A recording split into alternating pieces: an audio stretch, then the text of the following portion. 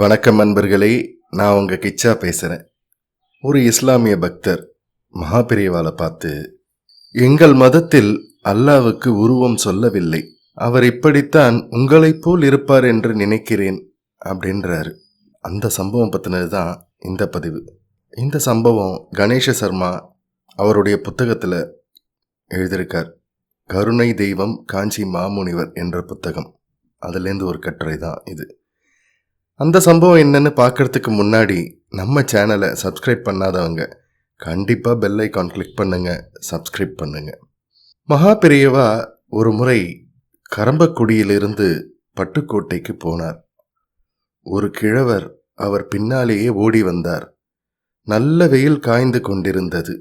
மகாபெரியவா அவருக்காகவே நின்றார்.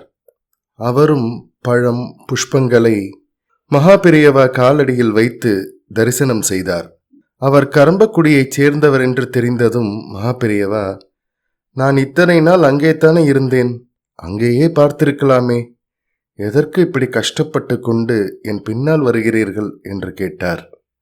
அதற்கு அந்த இஸ்லாமிய பக்தர், நான் அங்கேயும் பார்த்தேன், அதனால்தான் உங்களை பிரிய மனமில்லாமல் ஓடி வரேன் என்றார்.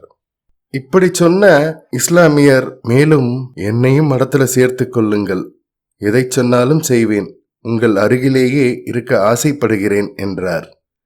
சிரித்தபடியே மகாபெரியவா, உனக்கு என்னை பார்த்து கொண்டே இருக்கணும்னு தோணித்து என்றால் நீ இருக்கும் இடத்திலேயே இருந்து என்னை நினைத்துக்கொள். உன் நினைவில் நான் வந்தால் உன்னோடு இருப்பது போல்தான், அதற்காக மடத்திலெல்லாம் சேர வேண்டாம் என்றார். அந்த இஸ்லாமிய பக்தருக்கு கண்ணீர் பெருகியது. எங்கள் மதத்தில் அல்லாவுக்கு உருவம் சொல்லவில்லை, அவர் இப்படித்தான் உங்களைப் போல் இருப்பார் என்று நினைக்கிறேன் என்றாராம். இது போன்ற நிகழ்ச்சிகள் மகாபெரியவா பரமாத்மா என்பதற்கு சாட்சியாகின்றன. ஜெய ஜெய சங்கர ஹர ஹர சங்கர. இந்த பதிவு உங்களுக்கு பிடிச்சிருந்தா லைக் பண்ணுங்க, ஷேர் பண்ணுங்க, கமெண்ட் பண்ணுங்க, மறக்காம பெல் ஐக்கான் கிளிக் பண்ணுங்க, சப்ஸ்கிரைப் பண்ணுங்க. நன்றி அன்பர்களே.